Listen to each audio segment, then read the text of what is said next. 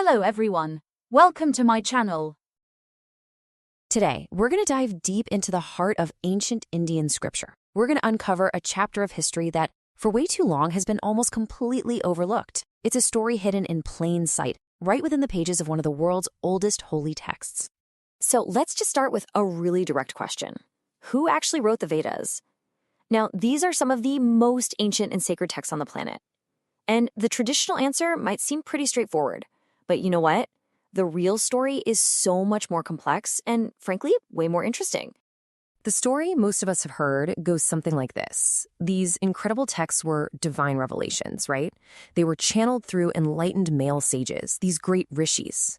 And look, it's a powerful image. For centuries, this has been the accepted narrative. But what if that's not the whole picture?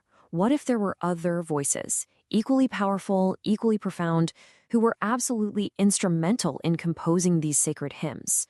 Voices that have been kind of waiting in the shadows of history, just waiting for us to listen. And this is where our story really takes off. We're pulling back the curtain to reveal the women who didn't just participate in their society's spiritual life. No, they were its authors, its composers, its architects. The word you need to know is rishikas. See, these weren't simply priestesses or followers.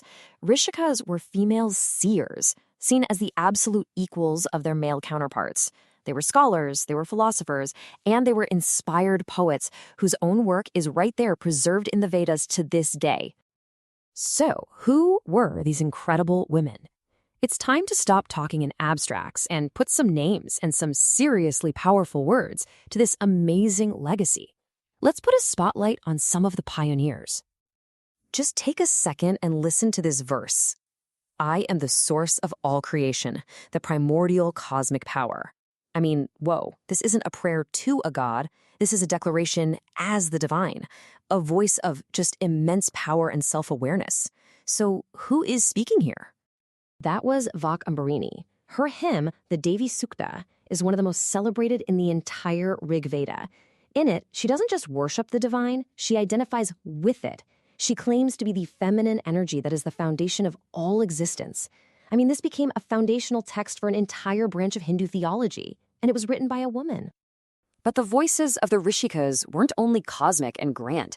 They were also deeply, deeply personal. Some of them used their poetry to explore healing, wellness, and that universal human desire for comfort and recovery. And this brings us to Ghosha Kakshivati. Her hymns are these beautiful, heartfelt prayers for healing, written to the divine physicians of Vedic lore. Her work is this amazing reminder that in their world, faith and medicine weren't separate things. They were woven together, and her voice became a powerful channel for that spiritual healing. And the Rishyas didn't stop there. They weren't limited to the cosmic or the medicinal. They also found these profound spiritual truths in the most intimate parts of human life, finding the divine in the everyday. Lopamudra is such a perfect example of this. In her hymns, she weaves together the intimacy of her marriage with these huge philosophical questions. It just brilliantly shows that for these women, spirituality wasn't some separate, abstract idea. It was something they discovered right in the heart of human connection. So all this raises a really big question, right? How was this even possible? These women didn't exist in a vacuum. So what kind of society allowed them to thrive as intellectual and spiritual leaders? Let's take a look at the world they actually lived in. Well, the early Vedic period was, by a lot of standards, remarkably progressive. Women had access to education, which allowed them to become what were called Brahma Vidinis, basically dedicated pursuers of ultimate truth. And get this, they took part in rituals, they could choose their own husbands, they were allowed to remarry, and they could even own property. And when you put this into a global context, their status becomes even more incredible. In so many other major ancient civilizations, women's public and intellectual lives were heavily, heavily restricted. But Vedic women, they were composing sacred texts, they were engaging in public philosophical debates, they were even serving as teachers. It was a really remarkable period of freedom. Okay, so this brings us to the obvious question. If things were so progressive, what happened? Why did these powerful, brilliant voices just fade into the background of history? Well, as we know, history is rarely a simple, straight line of progress. Over the centuries that followed, as society began to shift, patriarchal norms started taking a stronger hold. Later, religious texts and social codes gradually started to restrict women's access to education and public life. Their roles became more and more confined, and their incredible legacy as intellectual pioneers was slowly but surely erased.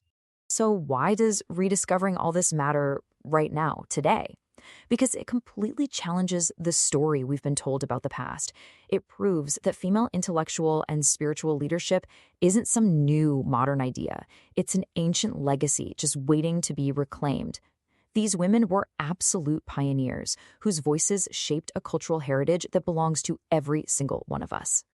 The story of the Rishikas is just such a powerful reminder that history has never been just one single voice. It's always about which voices we choose to listen to. And that really leaves us with a question, doesn't it? Whose voices from our past and our present are we still failing to hear?